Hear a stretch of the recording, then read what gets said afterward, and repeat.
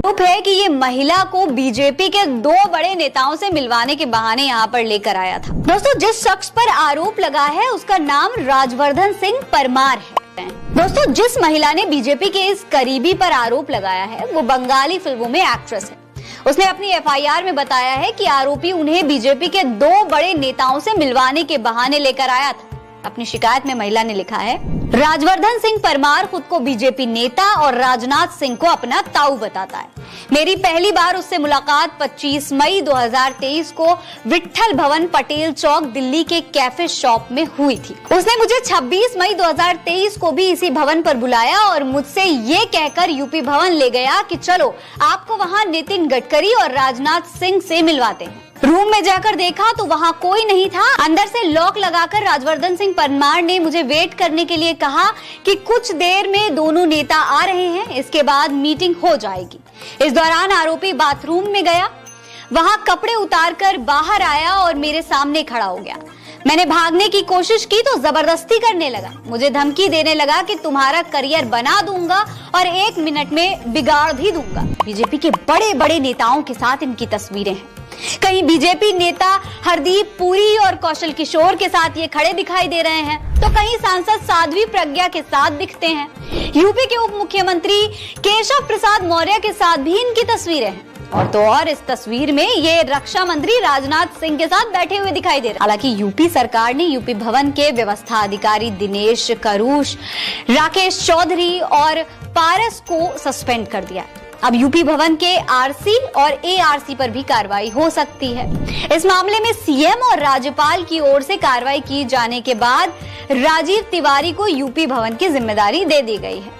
Police ने जिस कमरे में वारदात हुई थी उस कमरा नंबर 122 को भी सील कर दिया है। दोस्तों, पुलिस को यूपी भवन से जो सीसीटीवी फुटेज मिली है उसमें भी दोनों साथ में कमरे के अंदर जाते हुए दिखाई दे रहे हैं, यानी कि मामला गंभीर है।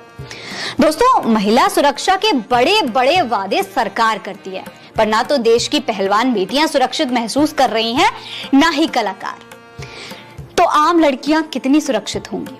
यूपी भवन जहां सबसे कड़ी सुरक्षा होती है, अगर वहां भी एक महिला सुरक्षित नहीं है तो देश के किस कोने में महिलाएं सुरक्षित होंगी? दोस्तों, तो आपने ये वीडियो देखी कि कैसे इल्जाम लगाया गया इस राजवर्धन परमार साहब पर, जो बीजेपी का बड़ा नेता कहलाता है। भाई, ये सारे बलात्कारियों का टोला है जो सरगर्म है हिंदुस्तान में।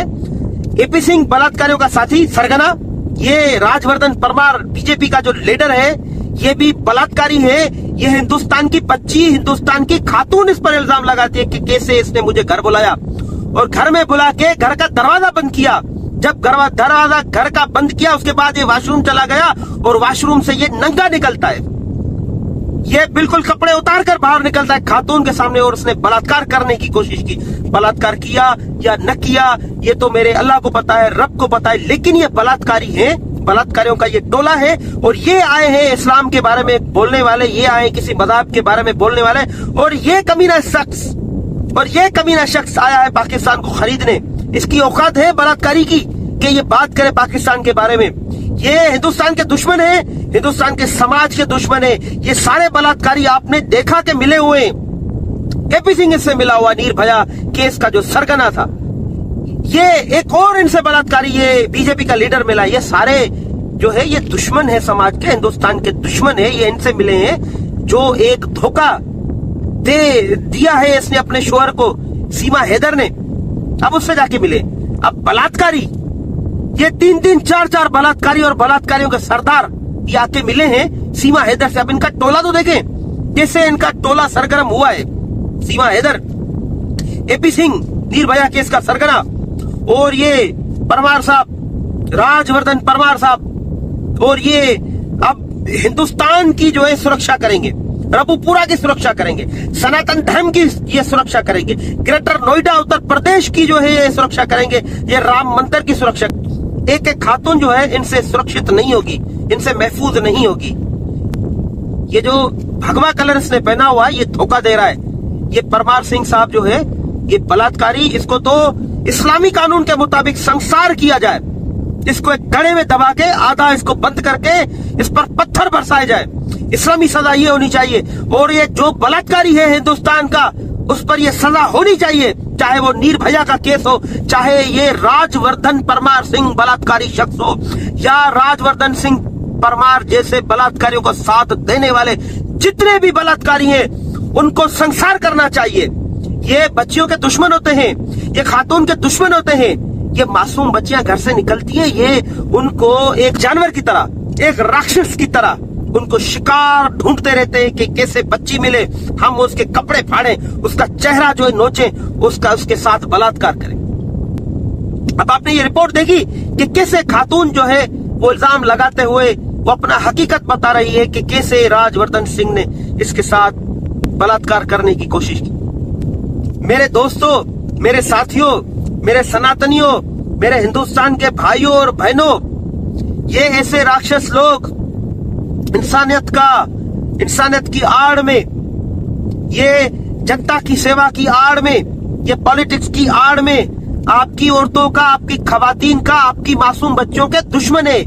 आप इनकी निंदा करें, आप इनको लानत भेजें, आप इनकी मुखालफत करें, आप इनको कंडेम करें। मुझे आपको ये हकीकत दिखाना मैं बड़ा जरूरी समझता था। जब से मैंने ये इस राजवर्धन परमार की वीडियो देखी जब सीमा हैदर के घर गया और डंके की चोट पे हिंदुस्तान की सरकार को ललकार रहा है, हिंदुस्तान के जुडिशियल सिस्टम को ललकार रहा है, हिंदुस्तान की पूरी लॉ एनफोर्समेंट एजेंसीज को ललकारते हुए ये कहता है मैं डंके की चोट पर मैं सीमा हैदर को लेके जाऊंगा राम मंदिर, तमाम कानून को मैं लात मारता हूं लेके जाऊंगा। और ये पाकिस्तान के मुखालिफ जब इसने बात की, इस्लाम के मुखालिफ जब इसने बात की, तो बड़ा जरूरी समझता था मैं ये वीडियो आपको दिखाना। ये वीडियो में स्पेशल थैंक करना चाहता हूँ अल्लाह टीवी वाले केस भाई का, जिसने ये वीडियो मुझ तक पहुंचाई है। केस भाई आपका भी बड़ा शुक्रिया, मैं आपका थैंकफुल हूँ। और हिंदुस्तान समेत तमाम लोगों का शुक्रिया जो हमारी वीडियोस देखते हैं, लाइक करते हैं और इनकी निंदा करते हैं, इनको कंडेम करते हैं। एपी सिंह को, राजवर्धन परमार सिंह को, सीमा हैदर को, सचिन मीणा को, अपना ढेर सारा ख्याल रखिएगा। रोशन अली को इजाजत दीजिएगा। अल्लाह हाफिज।